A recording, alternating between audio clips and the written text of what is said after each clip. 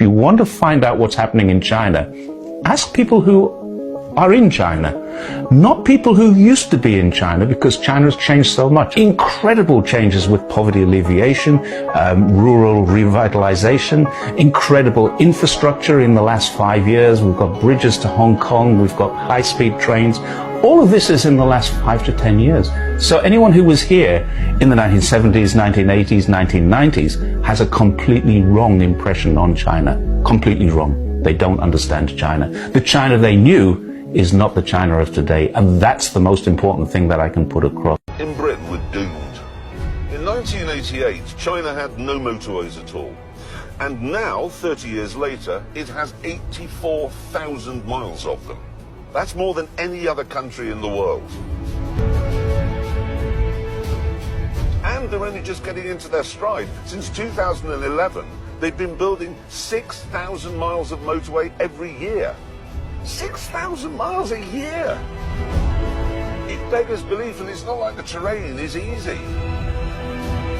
Here, though, there ain't no mountain high enough, and there ain't no valley low enough to stop them. This bridge, for example, is 34 miles long. And then there's this one, the Dooge-Beipanjian Bridge. You could fit the London Shard underneath it, twice over. Went back to San Francisco and I looked around and it was like, this feels smaller than a third-tier city in China. San Francisco seemed extremely small. A third-tier city is like 5 to 10 million people here in China. San Francisco's actually only got the population of about 750,000 people. After moving to China for 5 years before I returned to the United States. Back in time, 100 years, I got in a time machine in this Amtrak train, which travels about the speed of a car. I could see cars on the freeway passing us. In China, you obviously have these trains that travel 300 kilometers an hour, faster than that even, and they just get as fast somewhere, almost as an airplane. And I was so excited to come back to China because I felt like I was coming back to the normal future where we live here, because a lot of people think of America as one of the most developed places, but in actual fact, China has already passed it up in many respects. Students learning Mandarin has been amazing. The rates of growth of interest in Mandarin in Chinese have been very high. The extraordinary development of China has also led these young Brazilians to see in this either a career prospect, so China's technological development in recent years. So the increase in the number of Confucius institutes in Brazil has been huge. But also the fact that nowadays it's also easier to have access to Chinese cultural products.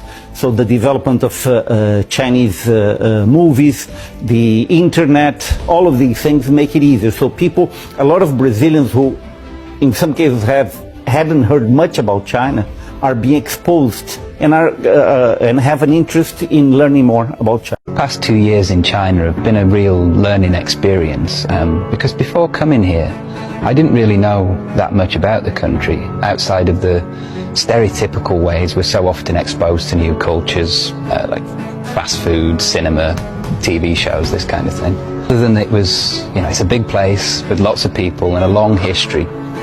But I think one of the things I had heard is this description of China as the workshop of the world, as industrial upgrades are actually leading to a decline in low-end manufacturing and a focus more on the high-end. One of the places where if you speak sort of 3 words, people are lovely to you, and you have these wonderful conversations with people in the middle of nowhere. You don't have to speak much, but, people are so happy and so impressed that you've made the effort that they really, welcome you in. So I think trying to speak the language is important, and you don't need to speak it well. People are extremely kind of elastic. I mean, I've had wonderful people in the countryside and, in the north of China saying, oh, your Chinese is so much better than ours. You've got, Peking pronunciation, whereas we are not, And you think, gosh, no, they're completely wrong. But they're very kind, they're polite, and they're happy. So language is It's a good way in, and many more people could have. Chinese understand full well what happens when you're weak in the international system. They call it the century of national humiliation. It lasted from the late 1840s to the late 1940s. As most of you know, I'm sure, China was very weak during that 100-year period. And you know what happened to them when they were very weak?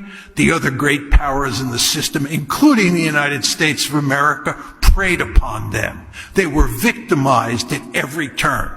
The Chinese understand full well, if you want to survive in the international system, you want to be really powerful. What about the Americans? I told you about the Americans before. The Americans do not tolerate peer competitors. We're not going to let China dominate Asia unless we absolutely have to. The United States is not simply containing China. We're talking about a rollback strategy. The United States, as many of you know, and probably many of you don't know, is a ruthless great power. You never want to underestimate how ruthless the United States is. Despite all the liberal rhetoric that we use to cover up our ruthless behavior, we are tough customers. And the Chinese are finding that out now. The world is very different now to what it was 10 years ago. And the reason it's so different is because of the rise of China. That's what's made the difference. And it's an extraordinary transformation. So China is far more important in the world now. What is happening is that this is the age of China.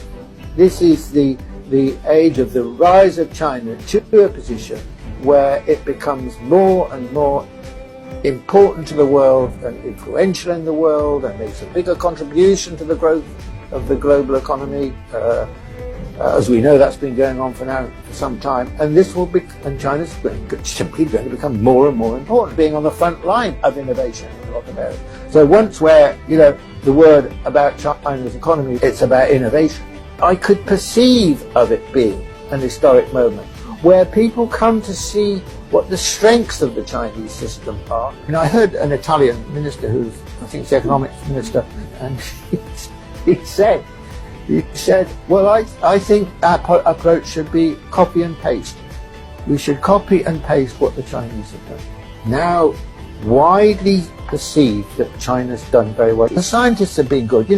They've said, we've got to learn from China. I love China. Oh my God, I miss it every day actually. God, I was in Shanghai for 4 years. I was working there, a financial controller. I think China is amazing.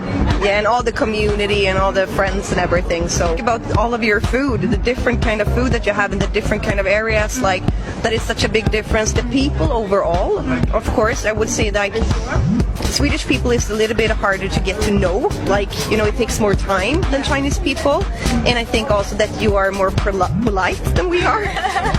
Actually, you guys are really hard-working people, much more than in Sweden. Exactly, too much competition. But of course, when we're coming as expats, we need to live here. I learned a huge amount about China during those 4 years.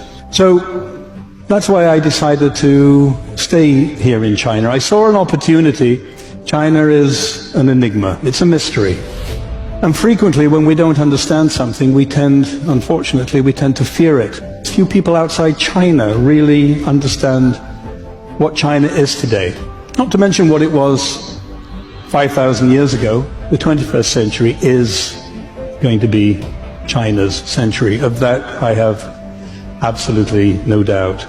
And the renaissance of your country is both relentless and it's inevitable. Things that I just love about living in China is that I never get bored. Where I live in Beijing, there are a lot of unique and eccentric characters, which means there's always something weird and wonderful to experience. But traveling China is truly amazing. It is one of the best countries I've been to because it's... If you've never been there, and maybe you haven't, get there. It's extraordinary. Beijing freaks me out. Such an incredible city. It's ancient, and yet it is modern, intensely modern. I can walk through parks or the Forbidden City, and then I can go shopping if that's what I really want to do. I can eat modern food, and I can eat ancient food. It's an extraordinary city. my father, I took him there and he stood in Tiananmen Square. And my father, who must have been 70 at the time, he just stood there and looked around and his comment was, Gary, it's so big. We don't have anything like this in Australia. My father just